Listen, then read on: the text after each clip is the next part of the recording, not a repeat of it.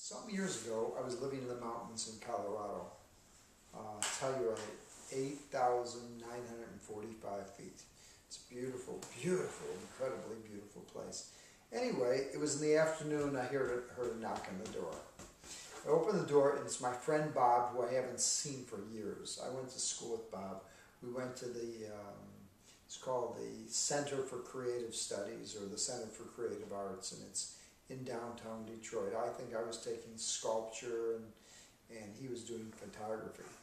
So he showed up unexpectedly, and Telluride's a little city close to nothing, way up in the mountains.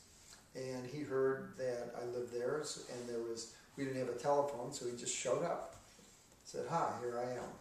So he came in, a real talented guy, and he said, "Hey, would you let me make something for you?" I said, "What is it?" He said, "Pies." He said, "I know how to make pies." I said, "You know how to make pies?" I said, "I don't know how to make a pie." So he showed me how to make a pie. He showed me how to roll out the crust, and then I forgot what we put in the pie, berries or something like that. And then he did a lattice crust. Know what that is? You cut the dough, and you take a little strip, and you put it, and then you put another one, then you go the other way. So you do like a crisscross like that. So it gets, and then you bake it. It comes out beautiful. And at the time, the house that we rented only had a wood stove. So he had to make a fire and get the stove and look at the temperature and then cook the pies. But the pies were incredible, and he taught me how to make these pies. So he was there in the winter or the fall, I forget, but come next spring, we had rhubarb. Rhubarb is a plant that grows mostly in the north, and it grows these long stems, and they're pink in color, and they have this great big leaf on it. And you can make rhubarb strawberry pie. It's a little bitter, but it's really good. So I thought, oh, it's springtime, rhubarb's up, I'm going to make rhubarb. So I went outside, I cut the rhubarb, and I brought it in the house, cut it and washed it, cut it up, mixed it with strawberries, and cooked it on the stove. And while this was cooking, you put honey in it and cinnamon in it. While it was cooking, I made the crust. I rolled the crust out, and I put it down, and I pinched the crust all the way around, and then it cooked, and then I poured the rhubarb into the, into the thing with the strawberries. I either cooked it first, or I cut up the rhubarb, I forget, I might have just cut it up and put in the honey and put in the cinnamon, and then put in the rhubarb and strawberries, all cut up. And then put that in the oven and cooked it for 45 minutes at a 350 oven. Okay, and I made these pies. That's when we had a real stove, not a wood stove.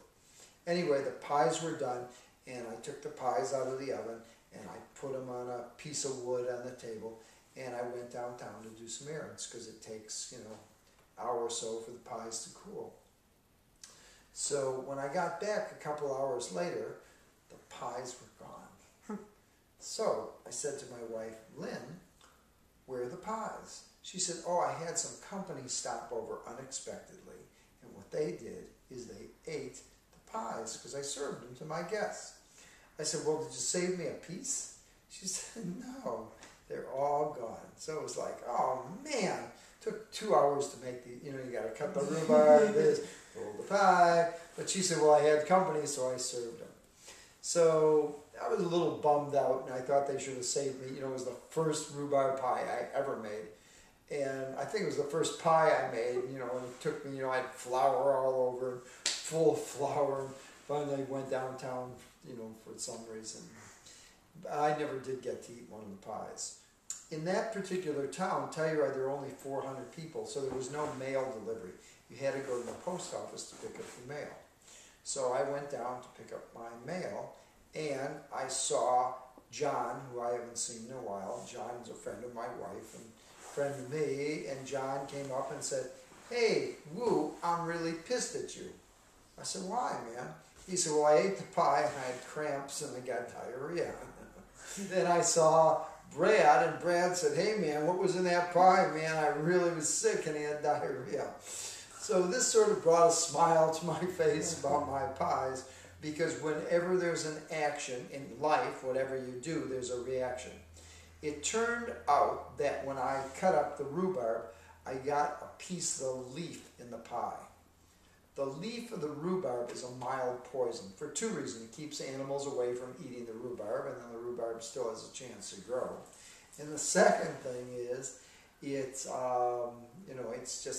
it's very toxic. The leaf is toxic. The stem is very delicious. So if you ever make it, if there's green leaf on it, even a little bit, cut it off, which I probably didn't. Unbeknownst to me, all these people ate this rhubarb pie and all got the runs. This brought a smile to my face, even though I missed eating my rhubarb pie.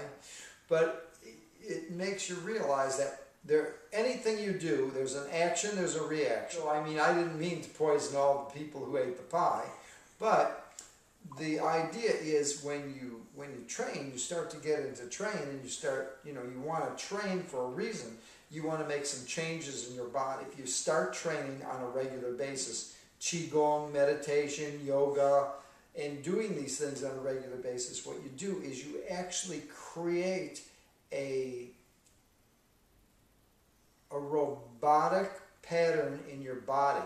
You create a muscle memory. It's like if you're a golfer, a baseball player, you train eye on the ball, until you get that muscle memory so you don't have to think about it. The thought process is no longer, it's in your muscles. And it's the same thing when we train and we do these meditations. We do it over and over and over. And as we do, we're actually training our muscle and our mind to do the same repetitious pattern. So at the time of your death or at the time of a trauma, you immediately go into the meditation or you immediately go into the groundedness, and you bring yourself back together quicker than most. Because most people get hit by the trauma and they're traumatized and they're suicidal and they're just out there. And that's why we do these trainings. And that's what it does, is it brings you back to your center. You get off, we all get off center. We're doing things and somebody cuts you off on the street and it's like, or whatever. And then how do you bring yourself back together? Well, you take a breath, you drop your breath to the lower Tantien, you go back into your breathing pattern, and all of a sudden you're grounded again. If you're up here, anxiety. If you're down here, you're grounded. You drop your roots, and that's the idea. And that's why we train, that's why I teach. Because I'm looking in my being, my robotic, whatever I am, I'm looking at more stability, more groundedness, more flexibility, more agility in body and mind. I'm looking at how do I center myself so I can be much more powerful. If you're off center, if you're off your game, you're lost in space. If you're grounded, you're centered, you're healthy, you do exercise, you eat a good diet, you stay on top of it, what happens is you're able to control the ship instead of it being out of control. As soon as your breath, that anxiety, you're out of control. You're down here, so that's why we use the breath so often. The breath controls us. Bring the breath down. You're controlled, boom, you're good. It's Dr. Wu. Keep on practicing.